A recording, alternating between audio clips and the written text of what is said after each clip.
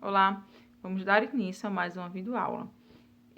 Na videoaula passada, nós conversamos um pouco sobre as bases e características do pensamento renascentista. E aí pontuamos alguns, que foram eles, né? O classicismo, o hedonismo, o naturalismo e o racionalismo. Hoje, vamos dar continuidade à análise sobre o período renascentista, que ocorreu lá na Idade Moderna, tá? E aí, vamos pontuar hoje, né, as fases do Renascimento científico e cultural. Essa fase está dividida em 4 partes, tá? Que é o 300, o 400, a Alta Renascença e o 500.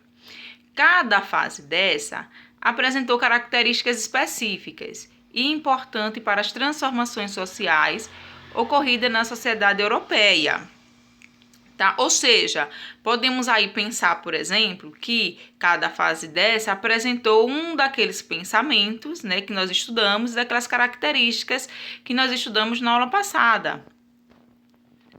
Hoje nós vamos entender um pouco da primeira fase, que é o 300, que é assim denominado porque ocorreu no século XIII, tá?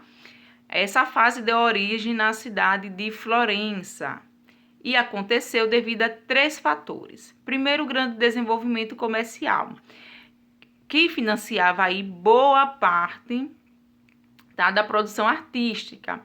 E aí o segundo tinha grande urbanização, que era o segundo fator, que possibilitava, né, que possibilitou que essa produção artística tivesse uma maior circulação dentro da Europa.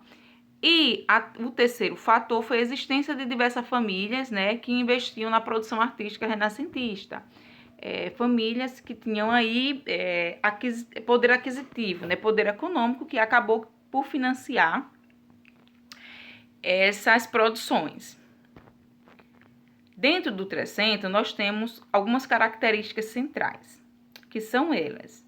Primeiro, o uso de temas da vida humana atrelada à religião, principalmente ao tocante sentimentos, ou seja, né, as obras, né, o período artístico apresentava essas características centrais dentro das suas obras, dentro das suas produções. A segunda era a utilização de elementos e estrutura da cultura grego-romana.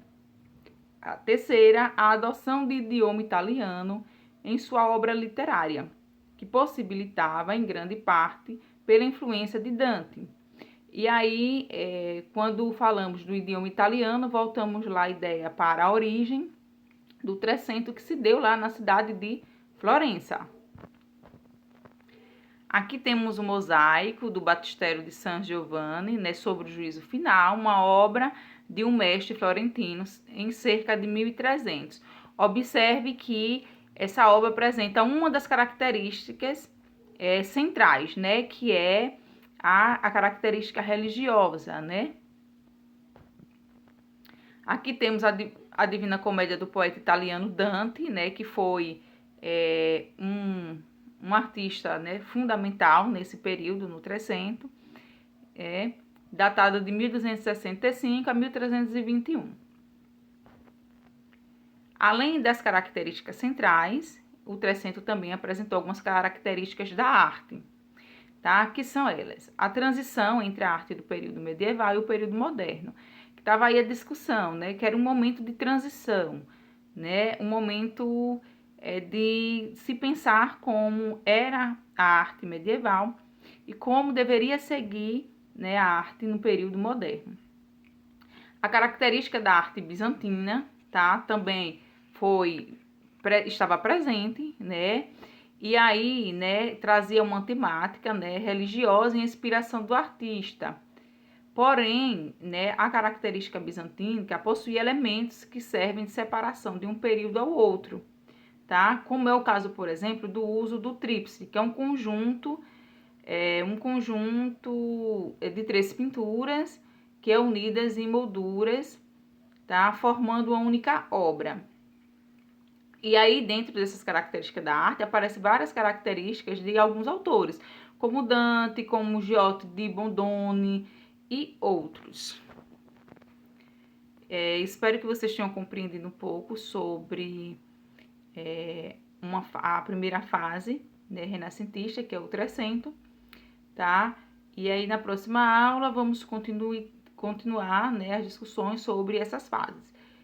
Na próxima aula, iremos ver a fase do 400, lá do século XIV. Até a próxima aula.